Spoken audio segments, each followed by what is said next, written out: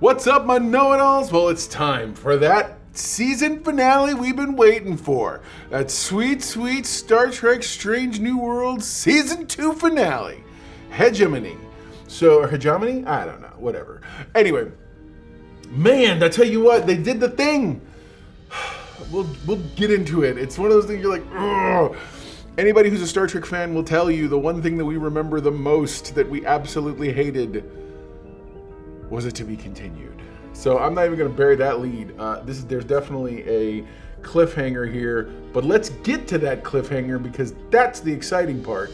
So stick around, hold on to your butts. Here comes the review for Star Trek Strange New Worlds Season 2, Episode 10. Hegemony. Hegemony?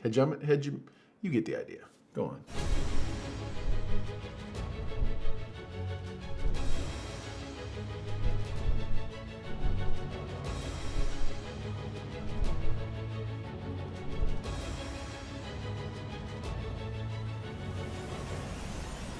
This is a good episode.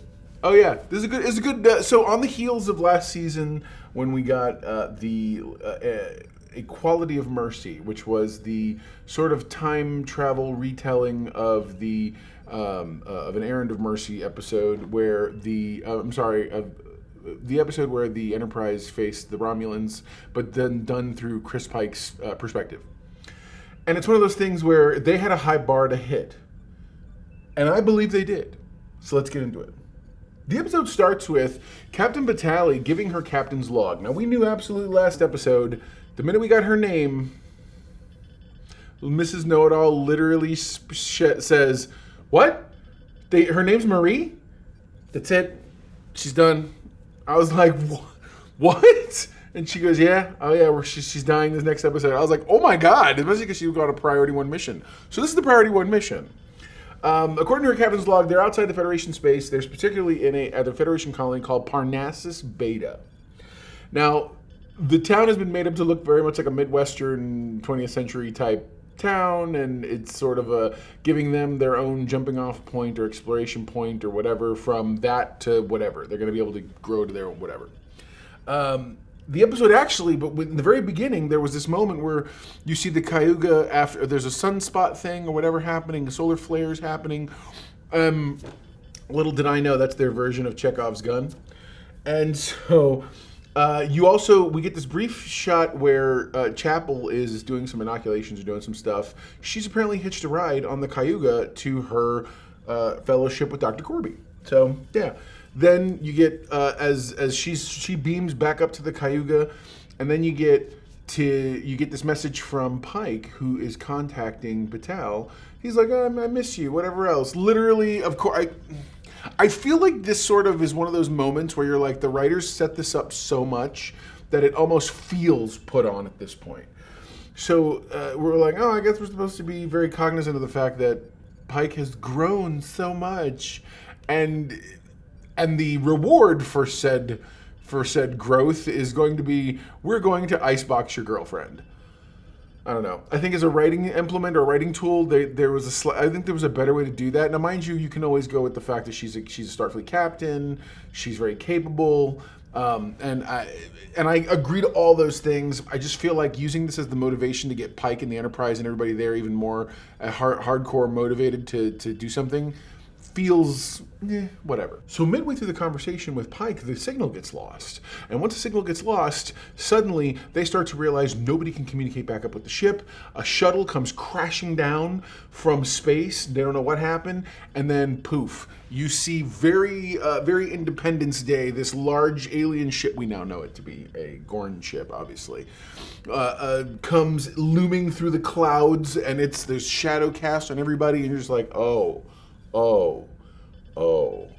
And it's very much that.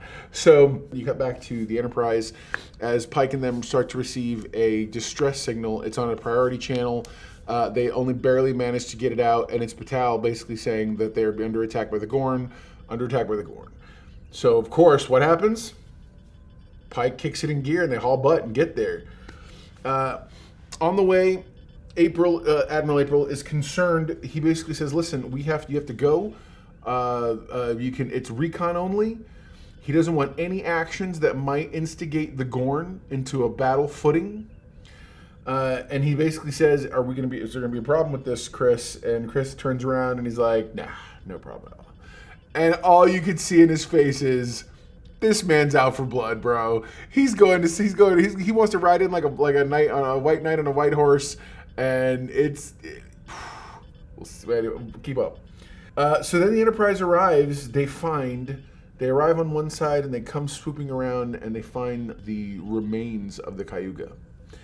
It's brutal. I tell you what, it is rough. It is super rough. It's probably one of, don't get me wrong. If you've seen Star Trek: The Next Generation, you've seen Wolf 359, you've seen some of these type of scenarios and whatnot. This just felt more brutal. David Blas, one of the production designers on Star Trek Picard and some other stuff that obviously, he was on Twitter and he commented, X, whatever that's called. Anyways, he was online and he commented that being able to see the actual deck floors from the destruction of the saucer section made it look that much more devastating, and I absolutely have to agree. You're like, wow. It's rough. Clearly the Gorn have deployed an interference field. Nobody can scan anything down. Nobody can get down. There's literally no way for them to beam down, communicate, scan, anything. So they know nothing. Other than the fact the planet is literally an arm's reach away. The Cayuga's wreckage is there, and a Gorn destroyer is now kind of just hanging out on the other side of the thing, kind of like, oh, and by the way, Starfleet sends them a message. The message is that they received a message from the Gorn. It's an image showing space and a demarcation line. Essentially, the Gorn have unofficially drawn a line in the proverbial sand. What does that mean? Can't beam down. What else are you going to do? They're going to take a shuttle. And so Pike, he calls a meeting to the conference room, and he essentially says, he called the transporter room and says, I want you to beam crate 32 over here into the conference room area. It's a Ortega says it best, breaking case of Gorn. It's the Gorn care package. Apparently, Starfleet's been preparing for the possibility of a battle with the Gorn, and the next time they encountered them, they wanted everyone to be ready, and they issue certain instructions. And it's modified phasers, pulse rifles, the whole 9 yards. Also, nitrogen grenades. Because obviously, how do you else to kill a cold-blooded creature than hyper cold? But yeah, I'm like, okay, good. I'm glad they've been prepared. I'm glad they paid attention last time. I'm glad they've gotten prepared at this point. So what do? The basic gist is they're going to have to take a shuttle. So they're going to make the shuttle look like debris. They're going to actually make it go floating through everything and then just look like it fell. Now, in order for this to work properly, Ortega is the one who's piloting because, hey, she's been asking to go on away missions. There you go. And what happens? She literally has to let the thing go in free fall. It's spiraling out of control. Everybody's like holding on to their butts. It's like, oh my God. And sure enough, she's like, no, you have to go to 1,500 meters above the ground, and then so we look like the debris, and then we go underneath there. Everyone's like, okay. And even Pike's like, his hair standing up, which is crazy for him. And what happens? As soon as they hit the thing, they go down, they level out, and she's like, woo. And that's when Pike's like, yeah, you were made for this, Ortega. And she's like, I thought you were a test pilot. He's like, yeah, me too. So, yeah, very cool. Meanwhile, back up on the ship, the saucer has been spinning. And as it's spinning, they happen to be able to catch a brief moment or shot. They're going to be able to see sickbay on the saucer section. So what they do is they zoom in, enhance, and sickbay's gone. Like, it's gone. And they're like, wow, what are you going to do?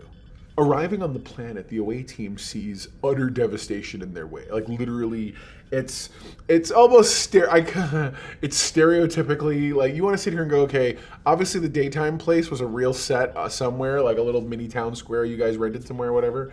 But then at night, it just becomes this studio set, and it looks like there's like a controlled fire vehicle, whatever else. It's things burning that probably should have burned out a long time ago. Anyways, a lot of overcast, but as they're going, La'an tries her best to explain that there's most likely not many survivors.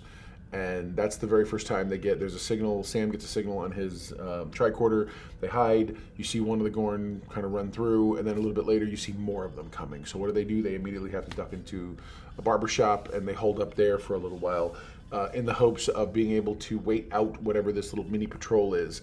Now, as that patrol happens, even La'an's like, this is weird. They should be like fighting each other, but they're working together.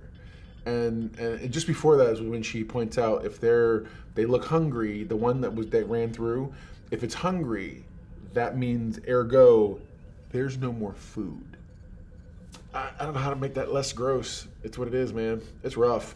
This is a rough episode. I mean, I think it's interesting they've made the decision to make the Gorn the enemies in Strange New Worlds at this point. Especially what with Discovery had the Klingon War. Now we have the Gorn issues and stuff. So it's interesting. I find it very interesting what they're doing. That's right when Sam Kirk gets a brand new signal. It's a human one. So what do? They follow the human one down, and they arrive at a place where they find this device that's putting out human signals. And what happens? A force field drops around them. That's when a very clever Scotsman named Montgomery Scott, Lieutenant Junior grade, by the way, he shows up and he's like, hi guys, sorry, I built this to trap them. And come to find out, he mentions in passing, he was on the survey crew that was monitoring the sun. That with the sunspots and the flares, a special kind of flare. And he posits that the sun flares very well could have created some form of it. For some reason, as soon as the sun flare happened, that's when they went nuts. And that's when Sam pipes up and he says, there's every possibility that there are many creatures who get aligned with sun activity and how there's phases and things like that, and that they may very well have evolved so that at a certain point in their cycle, that's when they feed. So the sunspots, these giant sun flare things, have created an early feeding cycle, and that's why this has happened. So it's an interesting take, and it's really good intel. So not far away, they make it and they find and discover where the other people have been holed up, and that's where they end up finding Captain Batali. She's there. The rest, as many people that were on that were there on the ground, have survived, and she's very much like, I'm not leaving these people. You have one shuttle. She's very happy to see Chris. He's happy to see her. So it's one of those things where you're like, man, she's holding up with as many other survivors as they possibly can. So meanwhile, Pelia and Uhura located reverse-engineered the blocked signal to where it's located. It's on the dark side of the planet. And they're like, if there's a way, we can't fire on it, but there's an awful lot of debris we might be able to drop on it. And that becomes the source of how they're going to try to do this. So what happens is Spock determines, all right, well, if we're going to try to drop the saucer section on it, I'm literally the only person who's qualified and capable of handling setting up the rockets, the whole 9 yards. I think deep down inside, he wanted to take a final look also for Chapel, and he even says, he's like, I owe it to Nurse Chapel to be able to try to blah, blah, blah, whatever. Because as far as he's concerned, he's like, look, if we can't find any life signs on the Cayuga, at the end of the day, that means they're down on the planet. We can't help them if we can't stop that thing. So what does he do? He lets himself free float away from the Enterprise. Meanwhile, we cut to the Cayuga, and we find out that Chapel's alive. She wakes up and manages, because of her great training during the war, she manages to rig up the life support for 1 more hour. Life support's literally about to die, and you hear the voice kind of die, and she's plugging in some things, and then poof, everything powers up, and she's got life support for another hour. You're like, okay, Chapel's a bad woman, you gotta admit, and I'm impressed. I'm super impressed with the character they built into her. Meanwhile, Spock arrives and he begins putting the rockets on, and he's putting them and placing them. While he's doing that, Scotty, back down on the planet, is in the away team. They arrive at their shuttle and they proceed to try to get the device, their quote unquote Gorn cloak. That's when we cut back to the Cayuga. Chapel, she hears someone trying the computer. She assumes, and you hear the computer, access denied, command code not recognized, blah, blah, blah. And so she thinks it might be Spock. Come to find out, it's one of the older Gorn soldiers. Now, they're still keeping to canon The soldier that we're seeing is a lesser soldier, like what you saw on Enterprise. So still, canon is that they didn't see any of the elite top of the hill Gorn until Kirk sees them in the episode from TOS. And so as a result, what you end up with is another one of those guys who looks more like the ones from Enterprise, the show.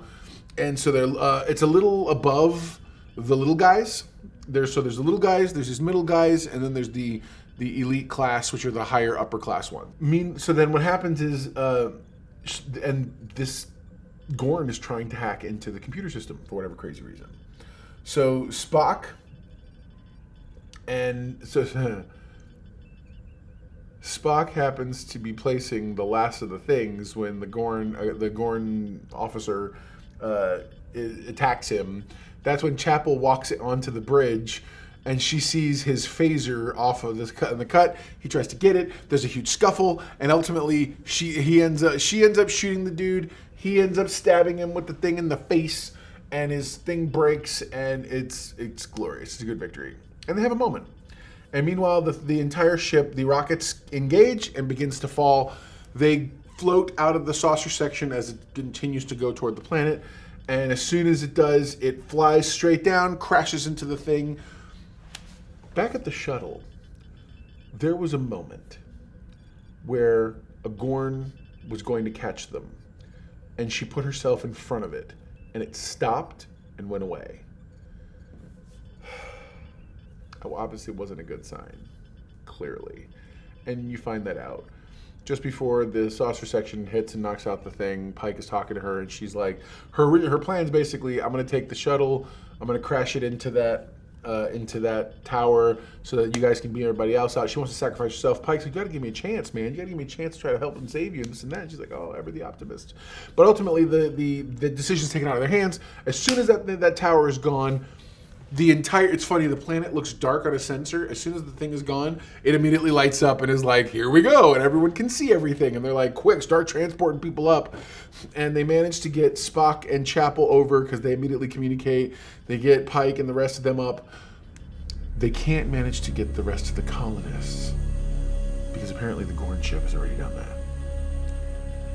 They're being ordered immediately by Admiral April to vacate and get haul butt. More Gorn ships have shown up. The Enterprise is being attacked by the small little fighter guys. Everyone's looking to Pike for a decision. I know, right? Oh.